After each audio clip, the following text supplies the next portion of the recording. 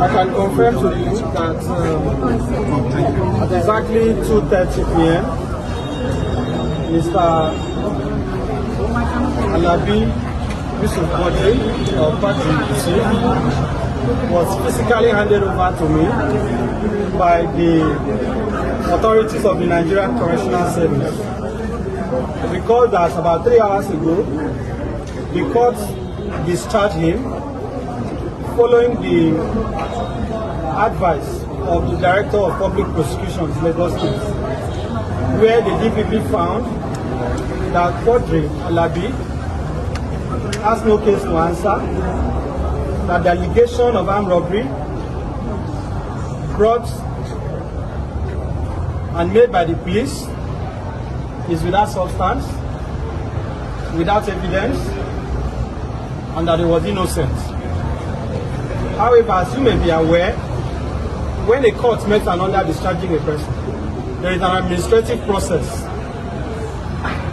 that has to follow, which is basically for the preparation and signing of his release warrant. Until that warrant is physically handed over to the correctional officer, it cannot be physically released. So now the warrant was signed and handed over, and Quadri is now free and is going home and is no longer returning to the medium security custodial center. Let me thank all Nigerians and the media for the interest they have shown in the case of this boy. Like I keep saying, you may not understand Quadri's case until you have met Quadri. Those of you that have now seen him, you don't need to have power of clairvoyance. You don't need to be a prophet to look at this boy, maybe by looking at him, to know that, to have reason to question the allegation made against him.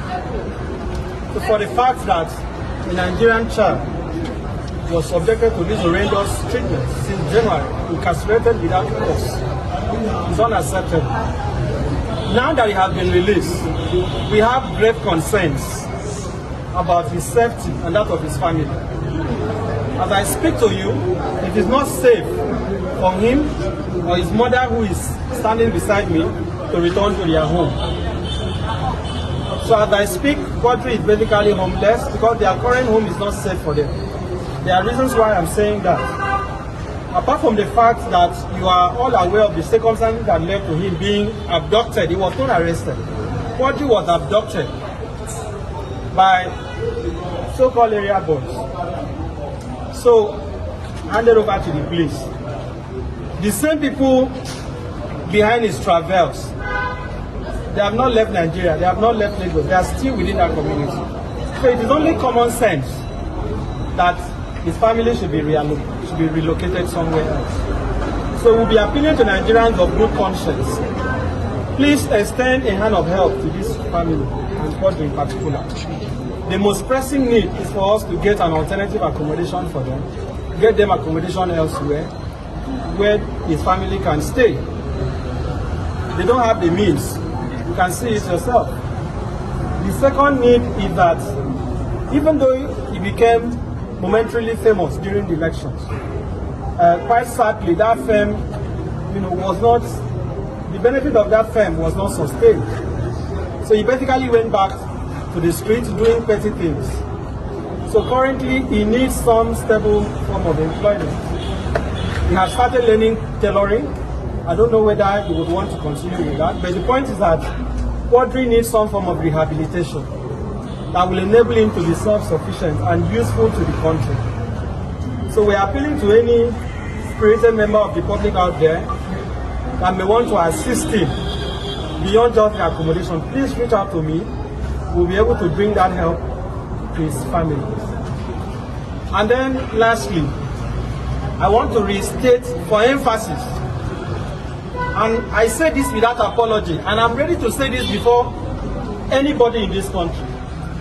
I'm ready to say this before anybody. the divisional police officer of Amoguko divisional headquarters has to be removed. If the commissioner of police does not sanction him, along with the other officers who took part in this act of evil, what the commissioner of police Lagos will be telling Nigerians and the whole world is that the Lagos police now connive with criminal elements to abduct children and falsely frame them for armed robbery. So if the Lagos Police Command has no hand in this travesty, this abomination that has been done, if the IG does not consent to what has been done to Quadri, we want to see an immediate action taken against the officers who were behind it. We are not going to withdraw this demand. And as I have said, the police must also compensate him, and we are demanding for 100 million. Our last demand is public apology. If these demands are not made, we don't bluff. If these demands are not made within 14 days, I can confirm to you that I will be approaching the court. I will also be going directly to the Police Service Commission. One message we want to pass clearly is that Quadri's case is not an isolated case. We are all discussing Quadri today because his case has come to public knowledge. So Nigerians should ask the DPO of Amokoko, how many more Nigerians does he falsely frame for armed robbery? How many more Nigerians does he falsely frame for murder? How many more people have they thrown false allegations on and have them remanded in prison or the custodial center? This travesty has to be addressed, and it is in the interest of the Lagos Police Command to understand the gravity of what has happened. As I want to repeat, we are not going to withdraw this demand, and we are ready to state this demand before anybody and authority in this country. So I thank you once again for coming out, and I want to appreciate all of you who have stood by him, who have shown patience with this family.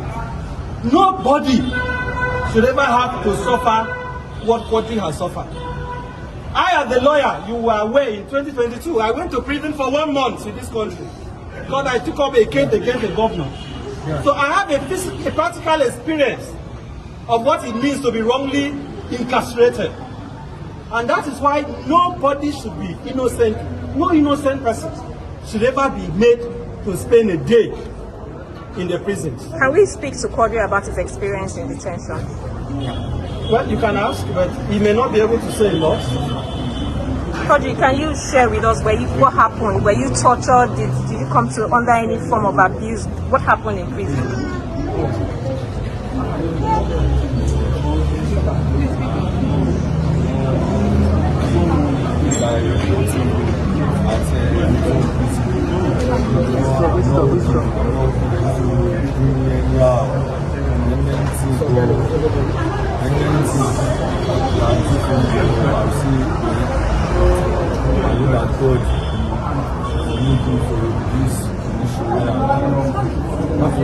How do you feel now that you're free?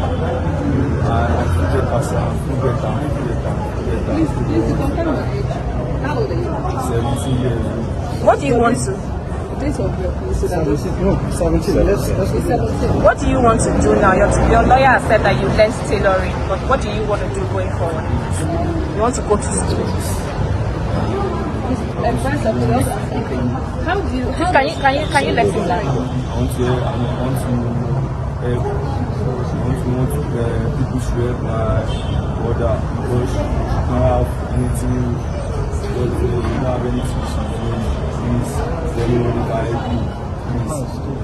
And once you live well, you are staying, once you sleep well, please, everybody can help us. Thank Nigeria, my lawyer, my family, thank all of them. There was no promotion. You can go ahead. How do you involve this case for the instance of child right violation in Nigeria? Instance of what? For this case, reinforce child right violation. Well, there are many children like Quadri in our correctional centers. The juvenile justice system in Nigeria needs to be revisited. It needs to be revisited. And what I have seen from experience, this is not the first time. I've had these battles with the police before. The good news is that we have always defeated them. And this is not going to be an exception. What you will find in each of these cases is that when police arrest minors, most times they will falsify their ages. You heard the magistrate made that point. If they had disclosed that Quadri was 17, not the 18, the magistrate would have asked questions. The magistrate would have had interest in knowing why he should be sent to where adults are being detained. But they lied about his age. They lied about his age. They lied about everything. How can you say a young boy committed armed robbery and you now bring him, attach him to strangers and say they are his casemates, and the whole country is moving on? That is not civilization. And then you go back, the DPO possibly has children, he possibly has a wife in his house, but he went home to sleep. He's not bothered, and you are doing this to a child, people he has never met, he doesn't have any relationship with. You said that his casemates for armed robbery. Meanwhile, even the touts that abducted him and brought him to you, they claim he was involved in street fighting, which is not true.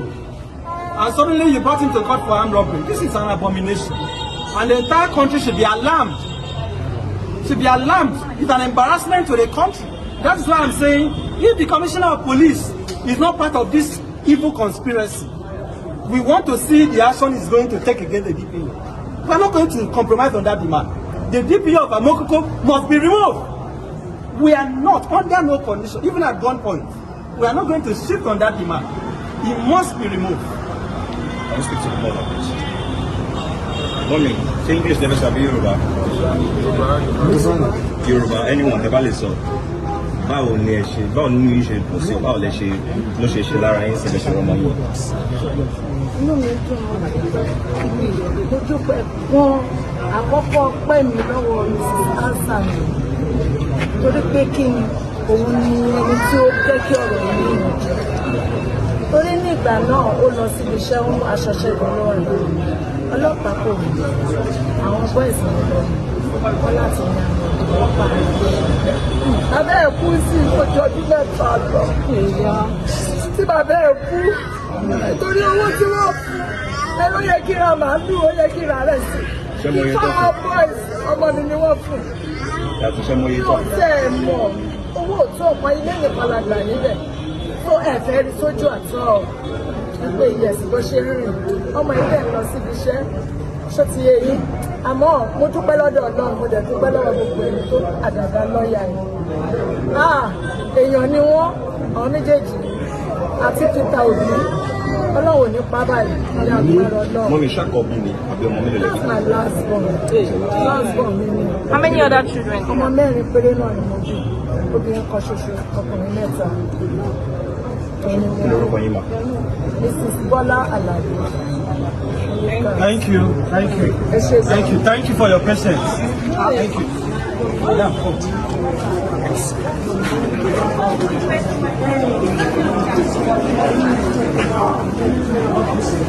Yeah.